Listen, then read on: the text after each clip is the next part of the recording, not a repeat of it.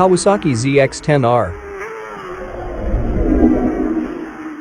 6 World Superbike titles have been won by Kawasaki riders on the Ninja ZX-10R, displaying championship-winning performance while allowing a wide range of riders to enjoy the thrill of pushing themselves to their limits on the track.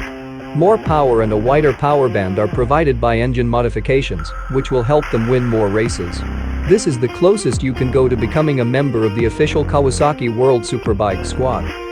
The Ninja ZX-10R has won 6 World Superbike Championships and now offers consumers an improved high-performance package that allows a wide range of riders to enjoy the thrill of exceeding their boundaries on the track.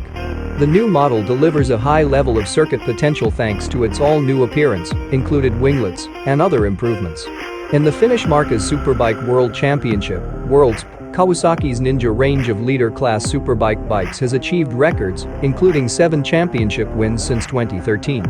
The Kawasaki Racing Team, KRT, continues to raise the bar in the pinnacle of road racing throughout the world, and their unrivaled success on the racetrack has allowed Kawasaki to continue bringing the racetrack accuracy of its sportbikes to a broader audience.